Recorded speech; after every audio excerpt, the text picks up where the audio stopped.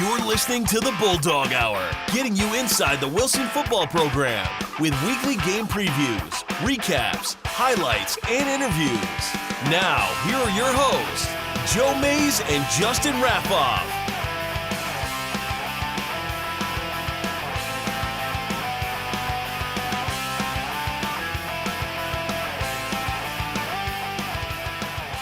Good evening, everyone, and welcome back to the Bulldog Hour. I am one of your hosts, Joe Mays, and here with me, as always, is my co-host, Justin Raffauf. Yeah, it's good to be here. We're back with another week, and it's crazy. It's going to really set in when we get to that schedule slide. I know, every time.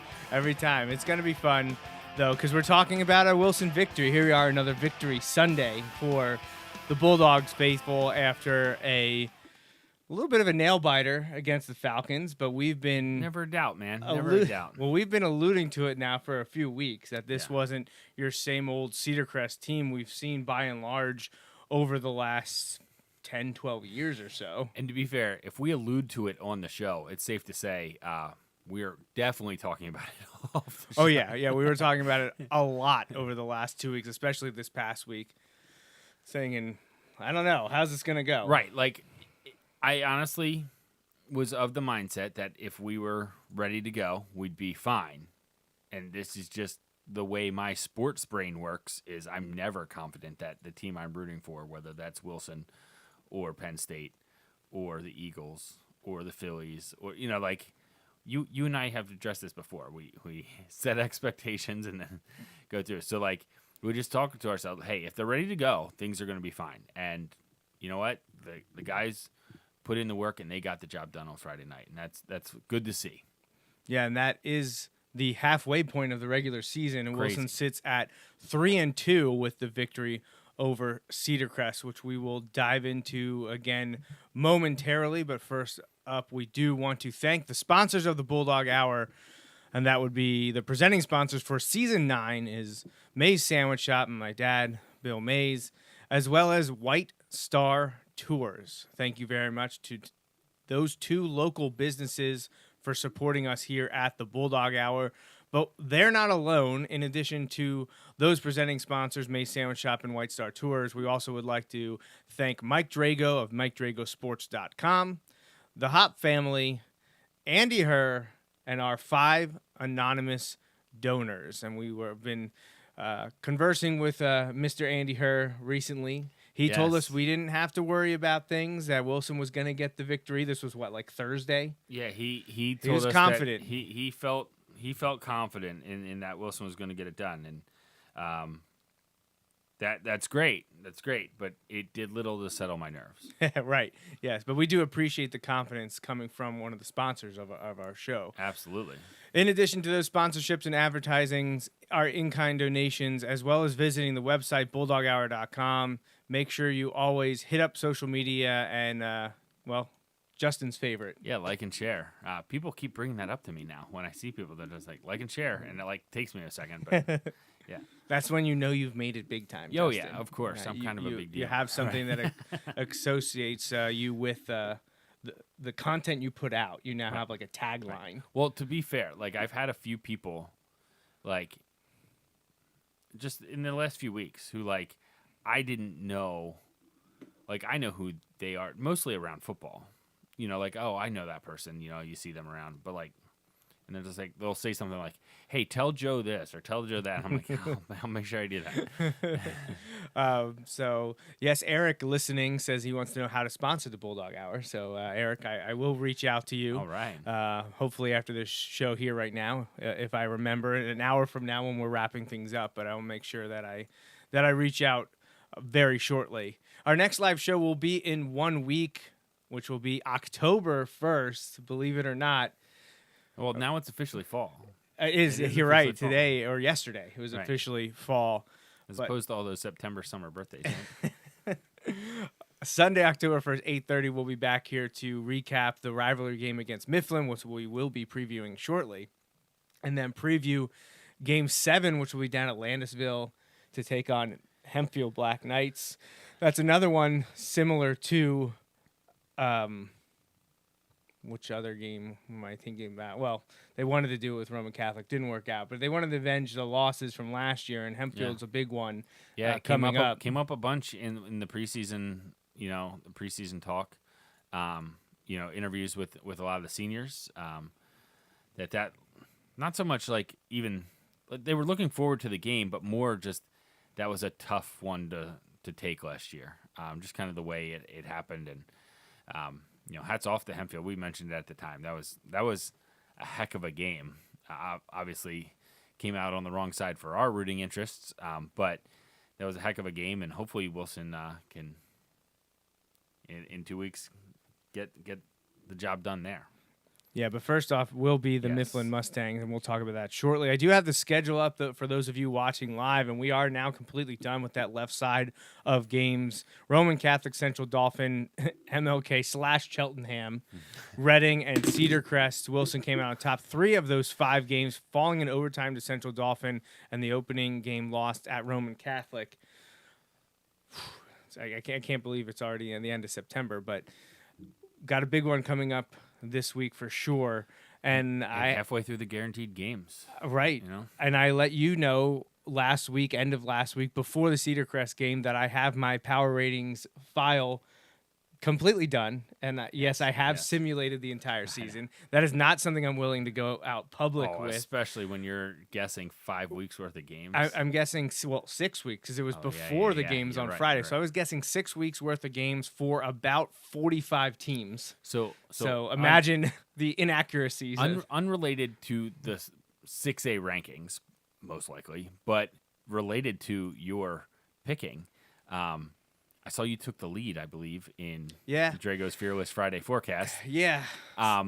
However, I think everyone missed on the Kutztown pick. Everyone did, yes, because they beat Hamburg, surprisingly. But to the bigger point, there's just so many games, and it's high school football. It's really tough to pick all of those. So yeah, not that Kutztown Hamburg was really having a big effect on 6A games, no. But the effect that that is an example of why it's so hard. I think I'm 54-10. You are in 5 weeks. Yeah, you are, and I think you might have the lead by 1 or it's 2. Not a lot. It's very close. But you were 1 or 2 off of it last week, I think. So you're doing pretty well. The frustrating thing is I will never pick against Wilson ever. Right. No, I will. They are going 10-0. That is my the way that I will pick that forever and always.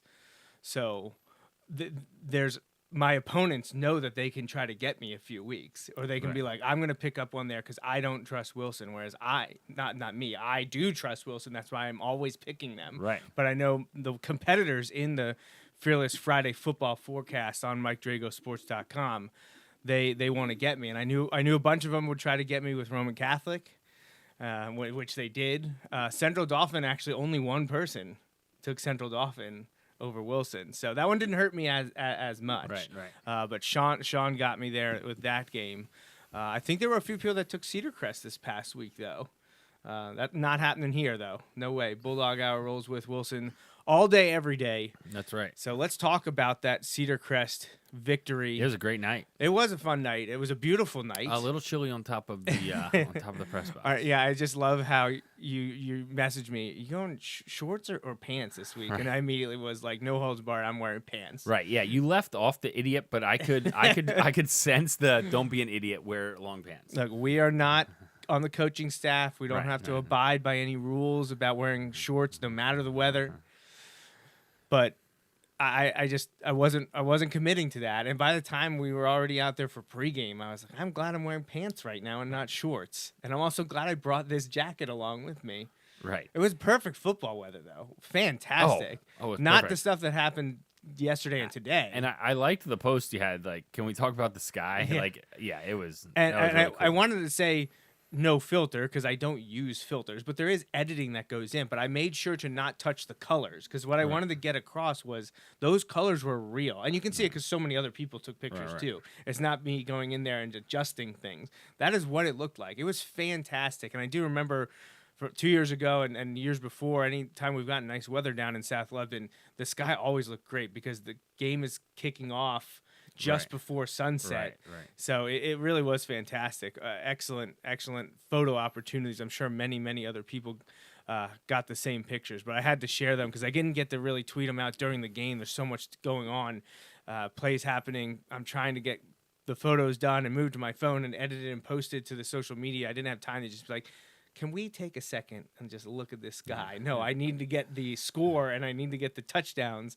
But afterwards, I figured now's a good time to say, can we talk about the way the game looked last night? Because it was fantastic, both in that capacity and on the field with a Bulldogs W. 21-13. Things looked even better at halftime, up Right. 21-6. Wilson had gotten the momentum, scored twice in about 90 seconds near the Yeah. end of the second quarter. And was going to receive the ball to start the third quarter. So Right. like, yeah, you had a chance basically to. I know it wasn't really go 3 for 1, but they talk about that 2 for 1 if you're the team receiving to start the second half. If you score right before half, and It could and potentially be a either way 14-point swing. I was thinking, later on, I'm like, you know what? Sometimes I feel like this is a bit oversold, but our guys have had some of this adversity this year already. Some of it didn't work out in our favor. Like there was adversity week 1, didn't really work out. There was adversity week 2, didn't really work out. But we talk about those when we do it publicly on the show. We talk about how, you know what, you need to learn some lessons, you need to improve, you need to be ready to make that play the next time, right? Like that's Right. And what happened? They had some adversity in this game, and they made the plays. Like, did they make every play? No. Like that's there's too many in a football game to make every single one. But you need to then put that play behind you and make the next one, right? And that may come up in one of our player interviews in a few minutes. But you need to just make the next play, and I thought they did a really good job of that, kind of riding the highs and lows, and not getting too high, not getting too low, and when momentum would seemingly shift to Cedar Crest, they were able to make enough plays to not let it get out of control, because that can snowball quickly. And Wilson did enough to not let it snowball too much, and that's the difference between winning and losing in that game. Yeah, the Bulldogs first faced adversity after going up 7-0 and then surrendering a big play and a touchdown. Thankfully for Wilson, the extra point was missed, and they held on to a 7-6 lead. Then, as we mentioned, at the end of the second quarter, leading up to halftime, Wilson was able to drive down the field and end up getting 2 touchdowns within just a few in-game minutes of each other to go into halftime up 21-6. The second touchdown for Wilson was a touchdown pass to Correll Akings from 34 yards. That put Wilson up 14-6. And then after, I believe, yes, Cedar Crest went 3 and out, the Bulldogs took over and were able to fly down the field quickly and get a touchdown from Tommy Hunsaker to Brady Klein, and that was set up by the punt return by Edison Case. So it was a great way to end the first half. But then the third quarter, you mentioned Wilson starting with the ball, receiving the kick. They were moving the ball from their own 22, got past midfield, and then on play 7, fumbled the ball away. So Right. I did not have a clear view of this one. I don't know if you could see that one up there. I know the team did not think that it was a fumble. So, I could not tell. So I can tell you that both of the officials running in from the side were just marking it like down. Now they weren't running in saying he was down, he was down, he was down. At first I thought, I'm like, oh man, somebody said he was down. But honestly, I think I was hearing one of our players say that. So like, because at first I thought, and that's just me hearing what I want to hear, Yeah. But the guy from the back came in and they all talked, and he said, yeah, and that was unfortunate because I did not get a good view. So I do not know. And like I said, my judgment on that all weekend has kind of been off. Like I was sitting at the Penn State game last night, and I was convinced that the tight end would hit. That he was not. That his arm was down with the ball, and that's what caused it to pop out. Why it's nice to have multiple video replays and take the time to see it. I know that's tough in the stadium, but I could tell you guys right away that it also was my glasses were a little covered with like raindrops and stuff. But so I just heard players and coaches talking, but it seemed that very few of the referees had a clear view of it, and this has come up before. I think, was it last year or just us talking about either college or pro football even? I don't recall, but if you don't have a consensus, why would you lean turnover? Right. You know, like if you don't have someone that saw it clearly and say 100% this is what happened, why would you not give the benefit of the doubt to the team that already had the ball? Right. That's what always confuses me. How can you make that call unless you have someone that is saying it was absolutely a fumble? Right. But whatever, it is what it is. Cedar Crest did drive down the field then, 9 plays, scored a touchdown. Extra point was good, so it's 21-13. Right. Momentum has shifted. Right. So now Cedar Crest has that momentum. Wilson goes 3 and not really 3 and out. Drive ends after 3 plays as a Tommy Hunsaker pass is picked off by Logan Oriole deep inside it was the Cedar Crest play. I think he was territory. at safety. I think he was at safety on that one. Yeah. He slid over because I the believe receiver or if it was Correll. I don't know. I think it was Correll down the field. Had his guy beat. He had his tier 1 defender, cornerback or whatever beat, but Tommy either lofted it too much or released it just a tad late that the safety was able to come over and pick it off. So Cedar Crest gets the ball back, and that's where we get through the end of the third quarter into the fourth quarter. The Bulldogs force a punt.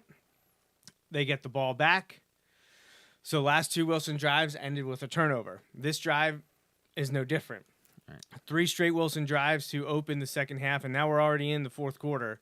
Another fumble by Wilson is recovered by Tirado from Cedar Crest at their 40, so they're pretty close to midfield. And now I'm sure you and I are just thinking, oh boy, here we go. Why can't anything be easy? Why can't we just get that one play, that one drive to seal things? Because I can tell you, at halftime, the Cedar Crest stands. I can't speak for the team. I have no idea, but the stands, they seemed stunned because they'd won. That it was 21-6 Wilson. They beat Warwick in a close, crazy game. I think overtime. I think triple overtime. Okay, but all of their other games may have been mercy rule games. Like they beat pretty handily everyone else they played. So they haven't had a ton of those close games and games where they were like really losing and stuff. So just looking at it, there was a bit of surprise that the game was going the way it was going. You know, right before half, because like it's close, and then we score those 2 touchdowns right before half, and we're getting the ball to start the second half. In my mind, I'm like, great, we get it. We get a good drive. We take it down. We score, make it 28-6. right. And now we've got them right where we want them. You know what I mean? They're going to have to pick up the pace. They're going to have to it would have been way different. Force the issue. And it just didn't work out that way. However, I mean, you know, obviously, if you're tuning in. They weren't mercy rule wins, but they were big wins. 24-0 Yeah. over Northeast out of Philadelphia. Right. 33-7 over CD East on a Thursday night, which is the one that caught my eye. Yes, exactly. Then 29-23 over Warwick. It doesn't mention OT here, but I'm Okay. pretty sure it was overtime. Right. I don't know if it was multiple overtimes. I don't know either. Then they whooped up on Penn Manor 42-13 before this past week. So it's, you know, they had one close game already with Warwick. Right, but they did. Their other 3 were pretty much in hand, and they looked very good in those. Honestly, I don't feel any different about Cedar Crest after seeing them. I still think they're a tough game. They're a tough think they're out. very good. I'm hoping, guessing, expecting them to possibly be the 3rd team in Section 1. Because I still think it's probably going to be Wilson Township. I know Hempfield still has a say in that, although they just got beat up by Manheim Township, who everyone knows and has seen is the best team in Section 1 and probably the best team in District 3 6A. Yeah. It's not. I don't even think it's close. Right, and it's no secret. Right, and everyone can tell. Everyone sees what's going on. Well, like last week, they just absolutely destroyed one of the contenders from District 1 in Springford, who had been undefeated coming into that game. You know, that's. I mean, I don't want to talk about the streaks too much, but I'm not sure how many. We'll do that in another month. Yeah, I'm not sure how many points their starting defense has given up, and their starting offense is averaging the lowest amount they've scored is 35, and at that point, I believe they had taken their starters out, and that was week 1 against Cumberland Valley. They've scored 56, 38, 63, and 48 since. Yeah. Haven't hit the 70 mark. Saw that happen today. Yeah. But, yeah, I mean, it's not for a lack of trying. They probably could have if they wanted to. Oh, yes, they could have. Yeah, but so back to the Cedar Crest game. Cedar Crest has the ball now after the Wilson fumble close to midfield on their side at the 40, but they're just going to start to methodically move down the field. They got a bunch of consecutive rushes from Alex Abreu, including a 17-yard trot on 1st and 10 from just on the Wilson side of midfield at the 48. That kind of was the theme until they started to needing to pass. They got into a penalty for holding. And so Jackson Custer had to go to the air. He was very dangerous on the ground, and he made a couple of very nice throws as well. But it was when he tucked and ran or when it was a design run to him that caused the biggest issues for the Wilson defense. Eventually, Cedar Crest got down all the way to Wilson's 20, so they're in the red zone. A false start penalty, and then 2 incomplete passes, and then finally on a desperation 4th and 17, an interception from Edison Case in his first game back on the defensive side. So yeah, but at that point I'm like, game's not over. No, Wilson's up by 8. They sowed some timeouts. Only one possession, 21-13. There's 2:30-ish left on the clock, and Wilson has the ball. I believe that was intercepted in the end zone. So Wilson started at their own 20, but needed some first downs because, like you said, I believe Cedar Crest had at least 2, if not 3, timeouts remaining. I think they had all 3. And just flashback, our last 3 possessions ended in turnovers. Right. So what's Wilson going to do? Wilson's going to run the ball. First, Tommy gains a yard, timeout. Next, Correll gains 4 yards, timeout. 3rd and 5, they give the ball to Fiorini, 7 yards. Huge play. Yep. Huge play. Doesn't force a Wilson punt. New fresh set of downs. Fiorini again for 2. Fiorini again for 3. Now it's 3rd and 5. Cedar Crest takes their last time out with 1:03 left to go. So it's 3rd and 5. A first down ends it. A first down ends the game, but you need 5 yards. Right, and what was that now? That was 5 plays. So 5 plays where they know you're running the ball. Right. And you have to get the yards anyway.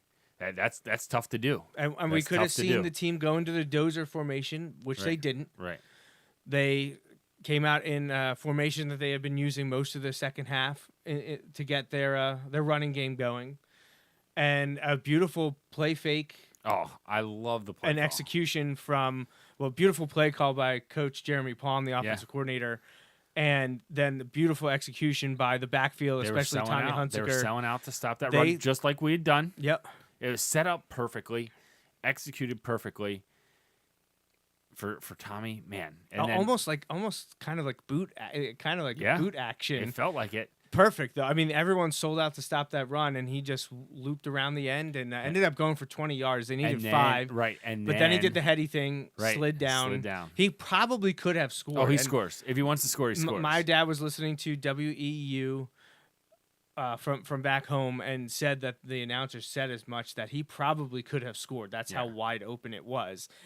Of course, you get that touchdown, you're probably still feeling okay, but the smart thing to do is to just go down because you're going to run out the clock. You score. You're not forced to give them ball. You score, your chances of winning the game go up exponentially. You take a knee after you got the first down, it's guaranteed. You guaranteed. Right. Unless something stupid happens on the snap. Right. You're at 99.99% instead of probably you have virtually guaranteed 97. the win. Like, it still would be very high if Wilson scores there because they make it a 2-score game. But crazy things have happened. We've seen it happen in the NFL. Look at Cheltenham a couple weeks ago where we struggled recovering couldn't recover the onside kick. So Tommy did a great thing. It was a great play call, great execution. Victory formation, game ends 21-13. So It was tough this week. It was very much a team effort all around. Yeah. I thought there was always a different player stepping up at different times. We saw great plays from Tommy Hunsaker, Nick Fiorini, Edison Case, Jackson Wagner, also returning after injury. Jonah Pertet had an interception. Ryan McMillan was flying all over the field. Maddox Gruber, I believe, actually led the team in tackles. Yeah, 6.5 for him. How many tackles did Jonah have? He was next up, 5.5. Yeah. He had a pass breakup. Eddie had another pass breakup.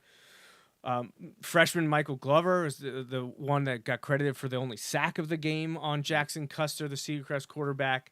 Logan Kurzweg had a beautiful tackle for loss. So a lot of guys contributed to this win. This felt like a great team win. It wasn't, last year it seems so many times it was Cam Jones. Cam Jones did this. Cam Jones did that. Wilson won because of Cam Jones. And that's great. Like, you got to have those players too. If you have a player like that, you're going to win a lot of games. But this one was great because we have a bunch of athletes and key contributors, and all of them had moments in the spotlight. But there's one guy that I didn't mention, and that's because he's our player of the game. And that is Correll Akings, a sophomore running back, defensive back. For his contributions on offense this week, we felt it pertinent to award him our player of the game for the win against Cedar Crest. Correll had 7 rushes for 44 yards and a touchdown. That got the scoring started for Wilson. And then throughout the game, he had 4 catches for 59 yards and a big touchdown there at near the end of the second quarter to extend Wilson's lead. And Correll looked very shifty in the open field, both running and receiving, and he did all the work on that touchdown catch, getting a little swing pass from Tommy, made some guys miss. Because he was already over by the sideline. Right. And then he just made some guys miss. I think it was about 35 yards. Very little space, and went for the touchdown, yeah. So great performances all around. A lot of people could be considered for this, but we are going with Correll Akings as player of the game, and you will be able to hear from him shortly. As Justin mentioned, we did talk to a few of our student athletes after the game, and Correll is one of those guys, as well as Ryan McMillan and AJ Matta making his not debut. He played very limited last week against Reading, but this was his first full-time duty, playing the entire game along the offensive line. Nothing like coming back and having that 87 lined up across. Right, yeah. Having to go against some big boys. Cedar Crest had some big-time players over there, literally. Yeah. Including, what was it? It's like 6'6", 250, Aiden Schaum. He's a beast. So just massive. And there's some games when the other guys come out and you're like, oh, is that the guy? Is that no? You could tell right away. Oh, that's the one. You knew exactly who it was that everyone had been talking about all week. Yes, for sure. So a few other stats from the game. Cedar Crest had more first downs, 18 to Wilson's 12. They also had more net rushing yards, 177 for the Falcons to 148 for the Bulldogs. Passing does go to Wilson, 162 to 138. Both teams did throw some interceptions, 2 for Jackson Custer, 1 for Tommy Hunsaker. Total offensive yards, I mentioned this in the interview with the players too. Cedar Crest actually outgained Wilson very close though, 315 to 310. Is the red zone stat on there? Yeah, it's what was going down. So third down, Wilson did very well. 6 of 9 on third down. That's huge. That's very good for the Bulldogs. 4 of 9 for Cedar Crest, not as good for the Falcons, and they were also 1 of 2 on fourth down. Red zone, however, Wilson 2 of 2 on red zone. Cedar Crest 2 of 5. So right there is going to be a problem for you. Yeah, and you could point to that's an issue for Cedar Crest, but also turnovers were an issue for Wilson. Jonah made a big play. Eddie made a big play. In a game you win by 1 touchdown. Right, and so Cedar Crest only scored on 2 of their 5 red zone possessions. They also missed an extra point and they missed a field goal. Right. Turned the ball over. I know they had at one least nice. Twice. I think they had one nice kickoff return, but Edison had the return inside the 10 at least, maybe inside the 5. I don't exactly remember, but really close. Ben made all 3 of his extra points. He was booming the ball on the kickoff too. Yeah, they were. Both of them. Right. So it was good. Special teams looked pretty good. Monty made a great tackle on our first punt. I mean, it just reminded me of the way you're coached. He's the gunner on the side I was on. That's why I could just see it happening. and he's keeping his outside free. He's flying down there. Guy goes around and he just makes the tackle like right away. Like that's like those little things are huge, because especially in high school punting can be erratic at best, like it can be erratic sometimes. So if you can limit it so that like however far we punt it, that's basically where they're taking over.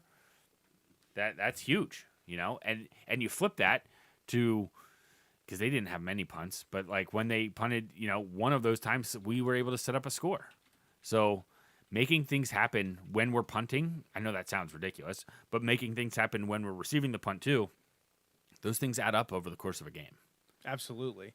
And also adding up was time of possession, leaning Cedar Crest's way, especially in the fourth quarter. Overall, the Falcons had it 25 minutes, 28 seconds to Wilson's 22:32, but Wilson's time of possession dropped from 7 minutes in the second quarter to under 4 minutes in the fourth quarter, as Cedar Crest had the ball hawking drive that thankfully didn't result in any points, that lasted, not that drive. That drive itself was about almost 7 minutes, but they had it for over 8 minutes in the fourth quarter. Yeah. So and a long drive that results in no points. That's tough heartbreaking. One. Yeah, that's debilitating. So Wilson's leading rusher for the game was Nick Fiorini, 11 carries, 71 yards. Running hard. He was. He picked up a few important conversions or big gains throughout the night to keep the chains moving. Tommy Hunziker was the leading passer, only passer for the Bulldogs, 10 of 13, 162 yards and 2 touchdowns. He's now eclipsed his passing total of a year ago already, and we're only hopefully not quite halfway through the year. A regular season. We're halfway through the regular season. Maybe we're only a third of the way through that the would season, be right? Perfection, wouldn't it? And Correll Akings was the leading receiver, 4 for 59. Next up was Jackson Wagner, who had 2 catches for 47 yards. And we talked about the defense, and just another good night all around.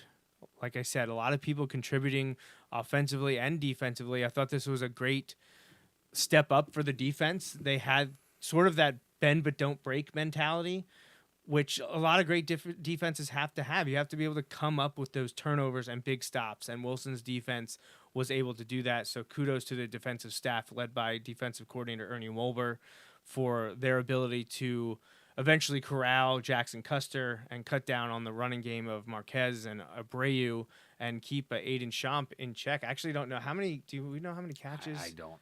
Let me look that up before we move on. So Jackson Custer was the leading rusher, 78 yards and a touchdown. He was 13 of 22 for 138 yards, 2 interceptions. Owen Chernich was their leading receiver, 8 for 49, and Champ had 2 catches for 19 yards. So you have someone of that size getting those offers. Right. And no touchdowns, that's good. Right? No touchdowns. So correct, no touchdowns for him. So you tell me he gets 2 catches for 19 yards and no touchdowns, I would have signed up for that on Thursday. I would say Wilson's winning that game, which they did. So, all right. Well, you know what that means, Justin. We're done with week 5. On to game 6. Well, did you want to do the interviews? Oh, yeah, you're right. Thank you. I'm glad I do have them here ready to go, and I don't need you to. Listen, I'm good for like one helpful thing a season, so this was it. It took me to halfway point. Let me cash that in for you. Yes, Check mark. Yes. All right. I'll get invited back for next year. All right, so we caught up not only with the players I mentioned, but also head coach Doug Dahms. So let's listen to those interviews here now before we move on to talk about Mifflin.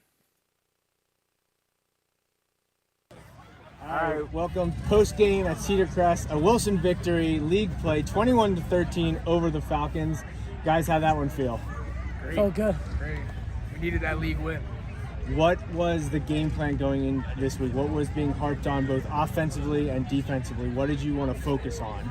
Running the ball, because the past few weeks we haven't had a run game, so this game we really wanted to show what we could do on the O-line. And we got that. 2 of our linemen here. Matta, your first full game back. How'd that feel? Felt great. Feel good to be back. I'm glad we got the win. Dominated a little bit. Slow start, but we got the win. Yeah, I heard everyone yelling and cheering for you, hyping you up on the sideline. Now, you guys were leading the way. You talked about wanting to focus on the run game. Fiorini, lots of great carries. This man right here, how about his game tonight? Yeah, he had a good game. He's coming around. Yeah, so we got Correll, not just 1 touchdown, 2, and not just in the running game, also in the receiving game. Was that a focal point of your game plan this week? The swing passes, the quick passes to you? Was Coach Palm harping on that? Yeah, we were trying to reach the goal of getting past like 200 yards, but Dahms told us that we needed to show other teams in the LL how we can both run and pass the ball. Very even, both teams, over 300 yards total. Cedar Crest 315, you guys 310. Overall, very good game. Went up big, 21-6, end of the first half. Second half came out, a couple turnovers. What was your reaction in the huddle? What were you telling each other as you went out there to try to seal the game? Just about the next play. Bouncing about the next play. Like, yeah, we have some of the turns around, but there's a lot of plays in football. You know, one play doesn't define the game, whether a win or a loss for us. So we use that as motivation to come out, whether that was on a fumble and making a stop on defense or giving up that big play and getting a goal line stop. We just knew we had to come together for that next play. 3 straight wins after an 0-2 start, starting to get things rolling. What do you have to say about Mifflin week? It's Mifflin week. Not much to say. Keep pushing. Know what it is. All right, guys, congratulations on the victory. Great to see you guys back. I think everyone's healthy now, ready to rock and roll. Great win tonight. Good luck next week, and hope to talk to you again soon. Thank you. All right, so that was our post-victory interview session with 3 Wilson football players, and we will continue to rotate through the team, try to hit as many as possible in those discussions after victories, and certainly hope we get to do that this Friday night, Justin. But we also talked to Coach Dahms, so we don't need to wait any longer. Let's hear what the old Bull coach had to say after this win. You ready? All right, Coach Dahms, congratulations. A victory over Cedar Crest here. Game 5, your 3rd win of the season. What was your focus with the team this week? What did you want them to really hammer down on? This was a week where we just said, let's get down to basics. Let's run a good offense. Let's run the ball. Let's throw the ball. Let's feel comfortable about what we're doing. Let's play good defense. Again, you know, and let's play good special teams. In other words, let's play a game where all 3 phases of the game are good. And we started out all right, but we're still shooting ourselves in the foot. Too much penalties, and then the turnovers in the second half. This seemed to be one of the better, if not the best, Cedar Crest team that they've had in a number of years. Did that come through on tape and on the field tonight? Yeah, I said when we went that on tape, I said I thought it was the best team they've had in 10 years, and you know, they were scrappy. We had the opportunity to put them away, and but turnovers and penalties and missed tackles kept them in the game. So those are all things we got to correct. Were you happy with the way the offense played tonight? I know the focus was, at least initially, wanting to get the ground game going. That's been a little bit of an issue so far. Did you think there was a nice balance tonight? What did you think about the offense? We're still not ground and pounding. We're still we're getting to the blocks. We're not sustaining the blocks, and that's something that we work on, and we got to continue to work on and get better at it, because we're going to get to teams later down the road that that's not going to be good enough. There was a quote in the paper over the summer from Coach Robasson from Cedar Crest. Did that figure into any of your talking points or discussions leading up to this game? Coach Wolber expressed some sentiments on it. I pretty much just, talked about, I talked a little bit about Levi Haynes, the kid with muscular dystrophy that has become a friend of our program and cheers for the Bulldogs, even though he goes to Cedar Crest. And they just talked about, the sacrifices they've made, and let's sacrifice a Falcon tonight. So Mifflin week now. We can always throw the records out when we play the Mustangs. Mifflin looking stronger this year at the beginning of the season than last year. What do you think of Mifflin before diving deep into the film? What are your takeaways so far? I think they've gone back to, run the ball. They got all their weight forward. They're a little back to their basic wing T, and they're coming off the ball, and they're starting to figure out how to run the ball. So, we're going to have to play tough up front, and control the football. Coach. Well, thanks for joining us. We're going to talk to you in a bit. Great win tonight. Fun to do it in front of some fans here to watch, which is great. So we'll let you go, and we'll make sure we get that locker room cleaned up before we leave. Well, it's always nice to have it when you need it, which we did tonight. So thanks. Thanks, Coach. You bet. All right, so that was Justin and my post-game interview with Coach Doug Dahms. We hadn't talked to him since the preseason, so we wanted to get that in, especially after the big league victory over Cedar Crest. Wanted to get him with a couple questions there, Justin, see his reaction, because a lot had been made about Coach Will Dasson's comments in the preseason. I know it was reprinted by Mike Drago this past week, but he didn't go all Ryan Day. No, unfortunately, he didn't give us any great soundbite. He actually deflected really well and talked about a worthwhile cause. Absolutely. Instead of the possibility of there being some tension amongst the teams because of that preseason quote. And I don't expect him to do anything less.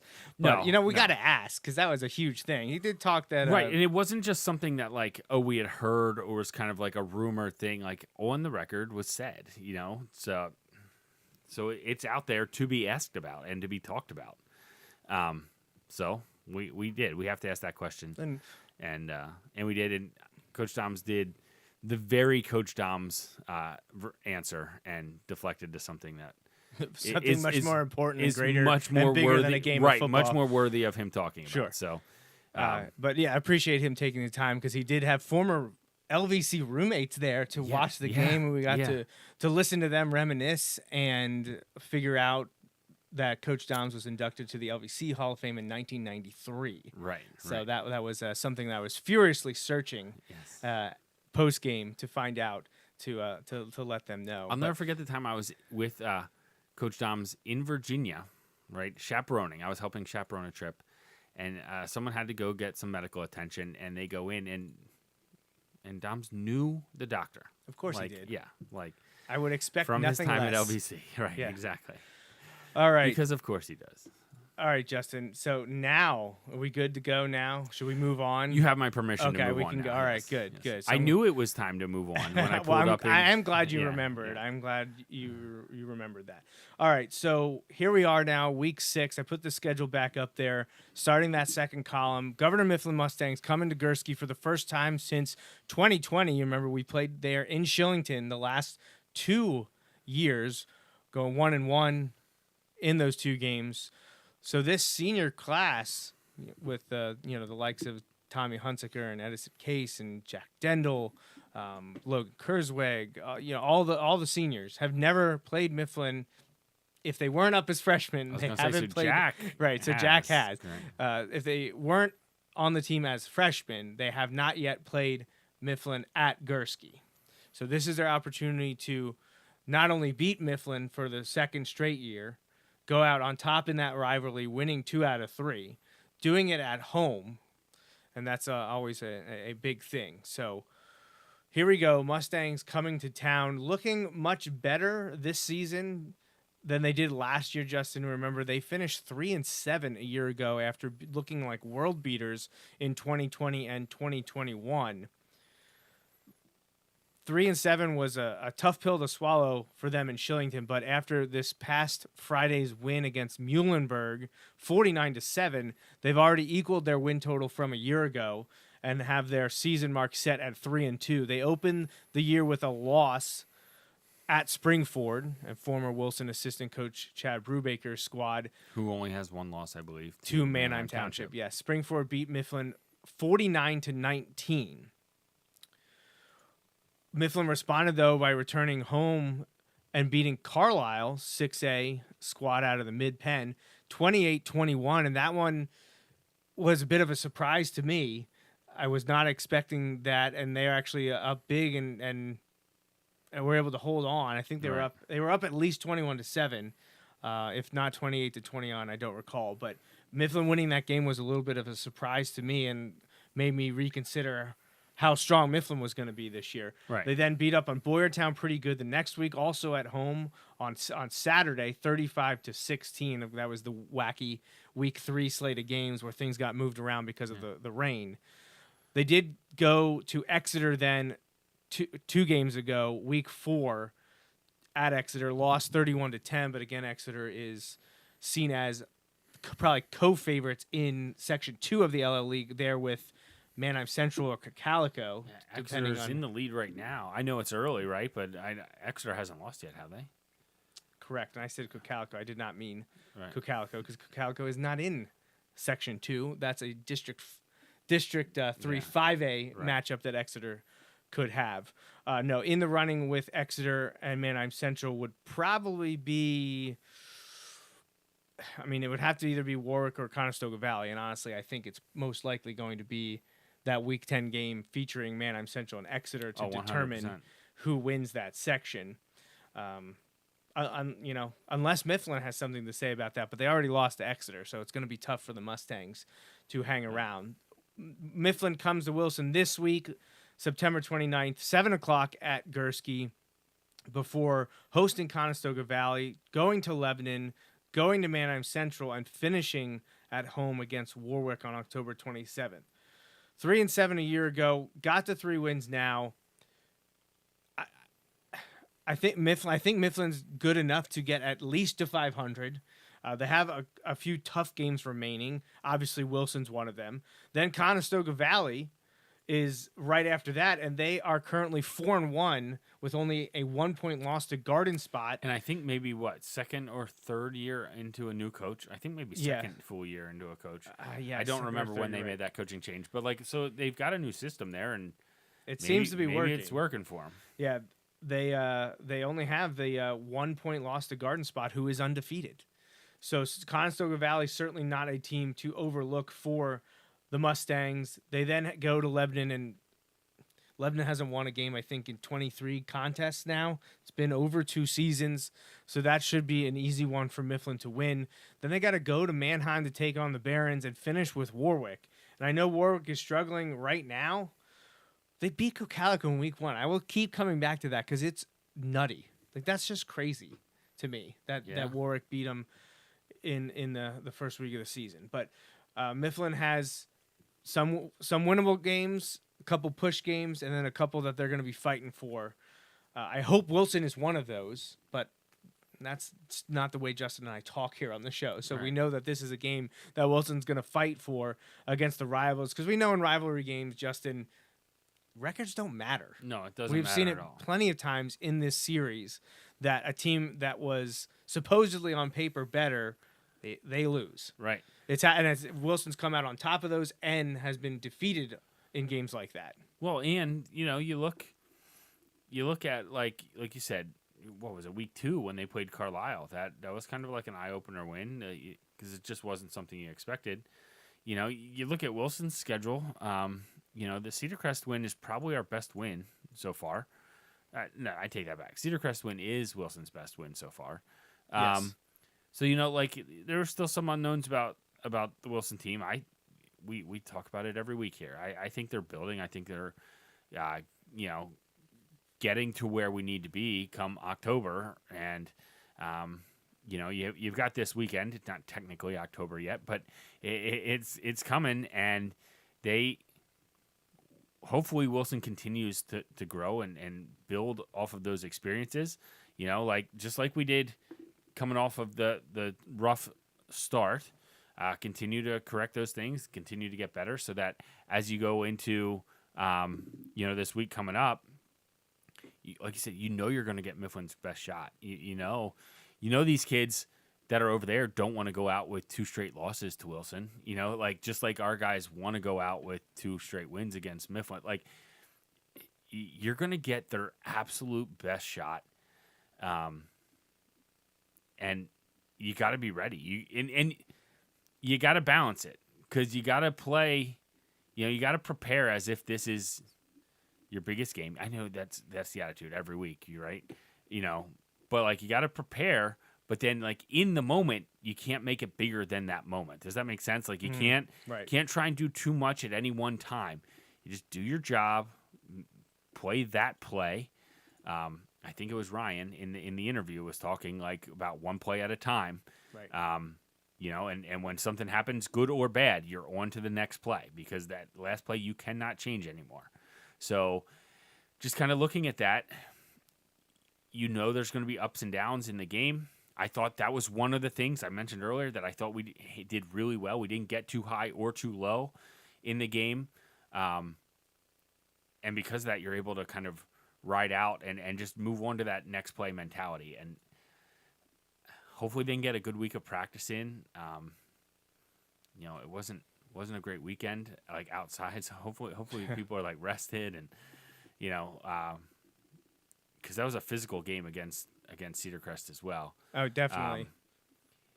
So and we're coming out of you're just coming out of like 2 weeks ago we had that weird week where the game was extended the whole time. Then you played Reading on short rest and all of this stuff. So like hopefully we're back into a routine now, and we can really start to hit our stride here last week of September and keep getting better each week through October and just see where we're at.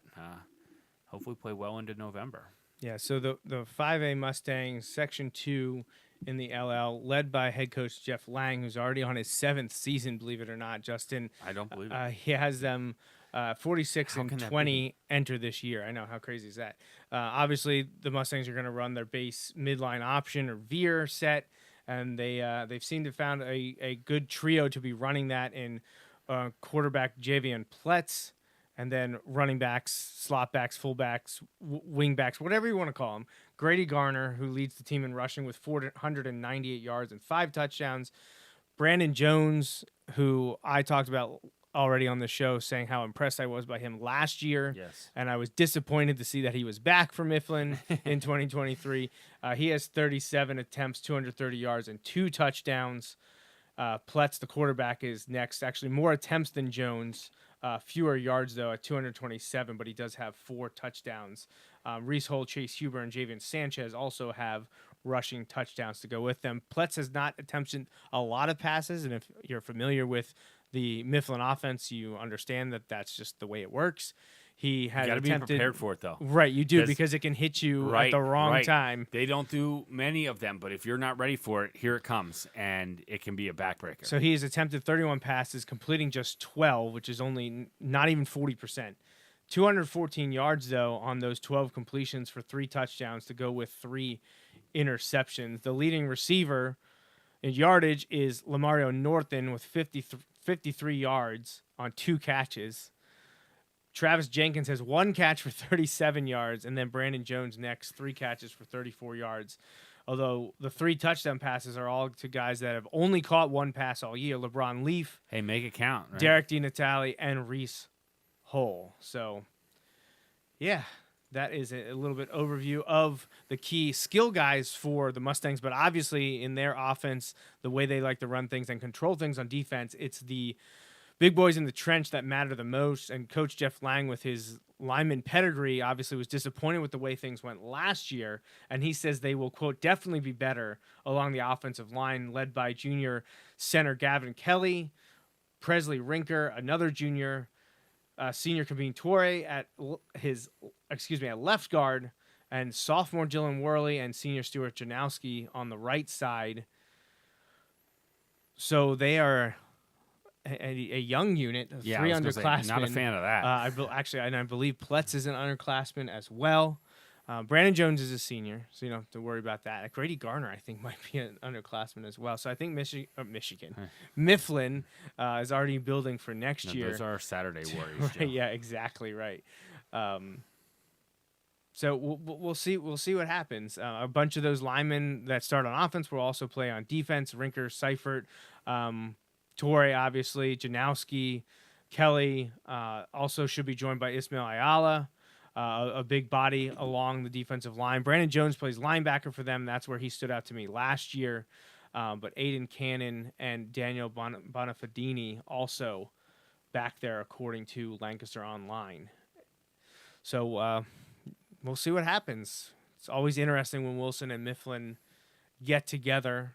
The Bulldogs had been dominating the series for a while until the latter stages of Nick Singleton's prep career had Wilson getting mercy ruled in back-to-back games in 2020 and 2021. That followed a year in which Wilson had one of their most dominating, if not the most dominating, victory in the series in 2019. That was a fun night. I enjoyed that. I'd like to see that again. Wilson putting up 60-some points.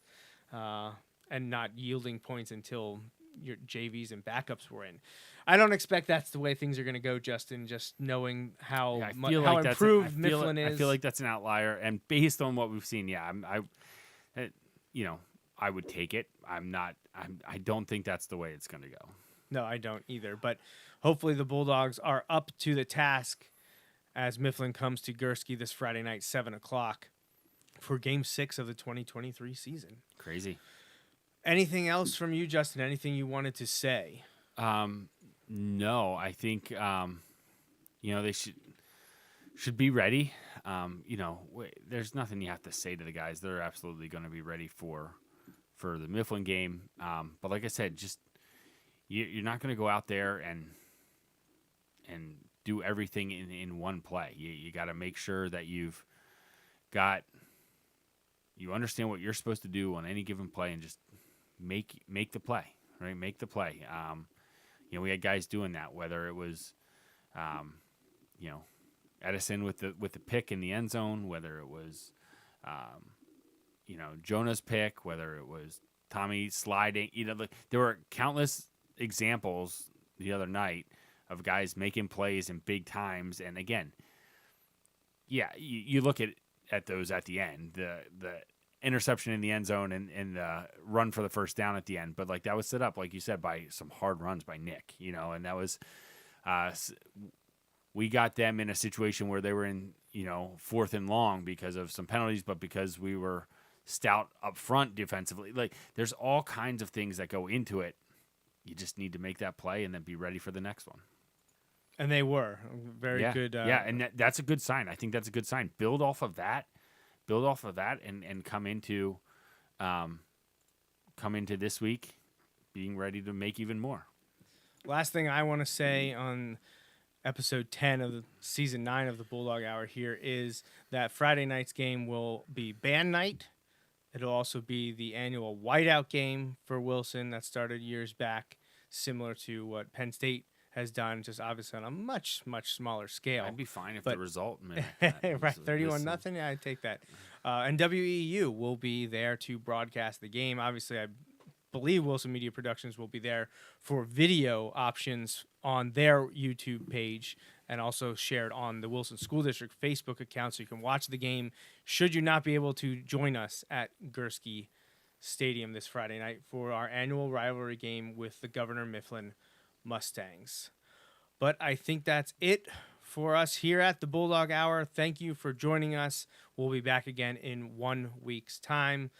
For Justin Raffauf and the entire Wilson football program, I'm Joe Mays. And until next time, remember, go Bulldogs. Thanks for listening to this week's episode of the Bulldog Hour. Want more Wilson football? Follow the show on Facebook, Twitter, and Instagram. Subscribe to the podcast on iTunes and SoundCloud, or visit www.bulldoghour.com. The Bulldog Hour is a featured program on jmnjrradio.com.